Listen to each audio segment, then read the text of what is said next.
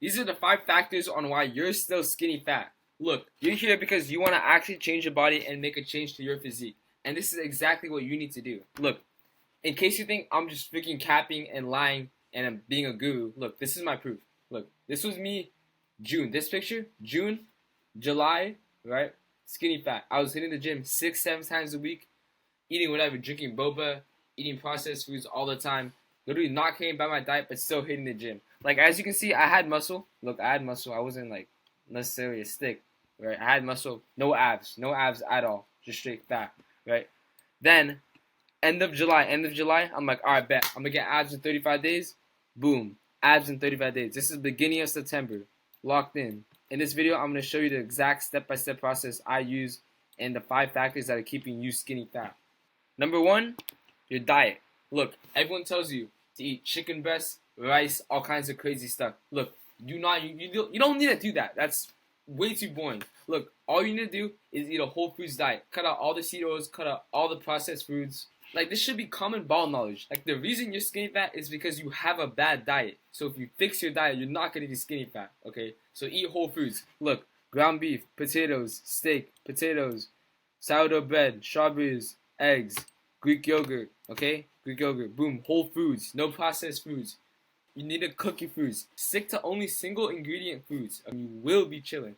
Cook your foods in grass-fed butter or olive oil, okay? And the main thing about the whole foods diet is that it focuses on micronutrients, not macronutrients. When you eat rice and chicken breast all day, chicken breast has no macronutrients, no vitamins. Ground beef, iron, zinc, actual vitamins. Like, it's not just protein. Like, there's stuff in there that's gonna keep your energy high and keep your hormones normal. Micronutrients like zinc, selenium, vitamin D, and magnesium all affect your test levels. So if you want to have high tests, eat whole foods. And when you eat whole foods, your energy will be high because your hormones are going to be balanced because you're eating actual real food that are going to supply you with micronutrients and vitamins, okay? Don't be eating no chicken breast and rice, okay? That was kind of redundant. I kind of said the same thing over and over again, but you get my point. Eat whole foods, no processed foods, nothing. Number 2, training. Super simple, right? You're probably already hitting the gym 6, 7 times a week, 5 to 6. You're probably hitting it hard. But the one thing I know you're not doing is tracking your workouts. All right, before, when I was skinny fat, I used to not track my workouts. I would just go in there, hit whatever weight I hit last time, and get out, right? But if you actually want to make a ton of progress fast, just find an app that allows you to track your workouts. The app I use is called Strong. And yes, make sure you're progressively overloading. This is common ball knowledge. Anyone who goes on TikTok should know you need a progressive overload to build muscle, right? And the reason you're skinny fat is because you have a gut and you have no muscle. So you're going to build muscle by progressively overloading each week and adding more reps or weight. And you're going to know when to do this by tracking your workouts, obviously. All right, boom. Number 3, carb timing. Very important. When you are skinny fat, the best thing to do is hop in a caloric deficit. Okay, don't bulk, don't main gain. Caloric deficit, you want to be in a 200 caloric deficit below your maintenance, okay? So when you're in a caloric deficit, you don't have an excess amount of calories, right? So your energy might be like a little lower than usual. So you need to prioritize carb timing. Yeah, when you're in a caloric deficit, you're not going to have as much like carbs or calories to just keep your energy high. So you need to prioritize carb timing, okay? Basically what this means is having carbs or like a pre-workout before the gym. Like a pre-workout carb, not a pre-workout powder. We don't do pre-workout. All right.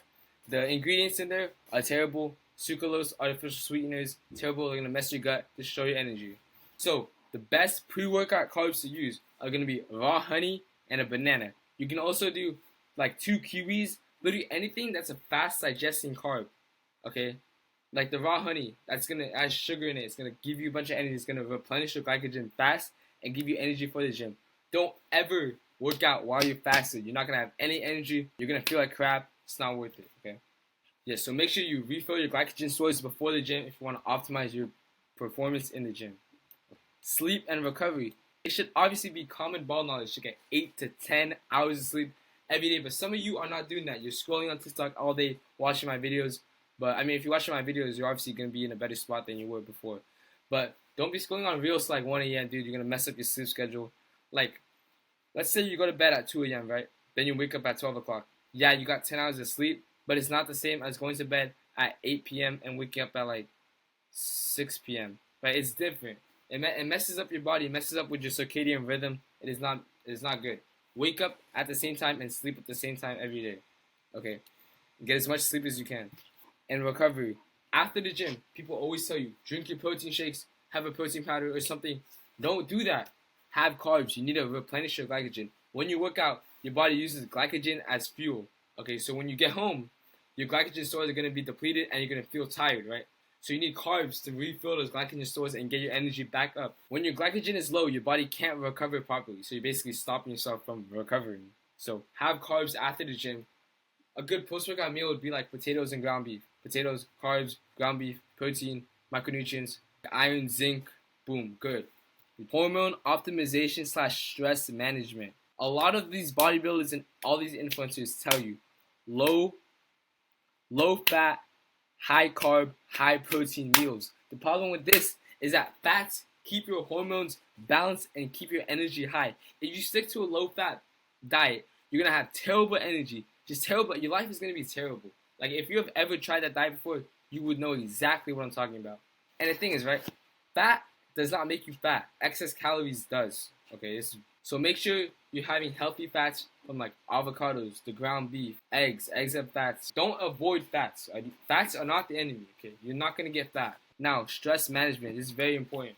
Stress spikes your insulin, which triggers your body to store fat, and basically makes it even harder to build muscle.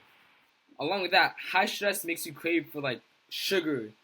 It makes you more likely to binge at night, which is horrible if you want to get out of skinny fat. So the point is, manage your stress. Okay, if you find yourself super stressed, take a couple deep breaths. Just know everything's gonna be fine. Also, along with this, I know I'm making it seem like stress is a super bad thing, but dude, stress is not a bad thing. If you learn how to manage your stress, you will be a very successful person. All right. Any successful person has a high stress tolerance. Okay, so just learn how to manage stress and don't get like bombarded with stress. Diamonds are made under pressure. Remember that. Okay, just to sum up, we're basically about done. 10 minutes in, boom. This is all I did to get abs in 35 days. Diet whole foods. Okay, no processed junk food, nothing. Prioritize micronutrients and vitamins. Also, 1 gram of protein per pound of body weight. Small caloric deficit. Zone 2 cardio. 4 to 5 times per week for 30 seconds. If you don't know what zone 2 cardio is, basically it is where you have your heart rate at around 60 to 70% of its max, and it should feel like you can hold a conversation while walking. You can basically get to zone 2 cardio by walking on an incline treadmill. And for most people, it's going to be around 130 to 140 beats per minute. Boom, training, carb timing. Have carbs before the gym. Refill the glycogen stores for optimal performance in the gym. If you want to be getting stronger every session, you need carbs before the gym. Do not rely on caffeinated drinks or pre-workout, okay? You're going to crash after, and it's going to destroy your gut and lower your tests. Common ball knowledge, 8 to 10 hours of sleep. Why? Why are you scrolling on reels at night? You're literally destroying your recovery, okay?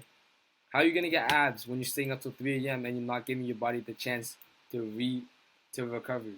Hormone optimization, healthy fats, okay? Eat fats. Do not be scared of fats. Fats from ground beef do not make you fat. Excess calories do. If you want more one-on-one personalized info and help, I actually do offer coaching. So if you want extra help, DM me the word coach on Instagram and I will help you out.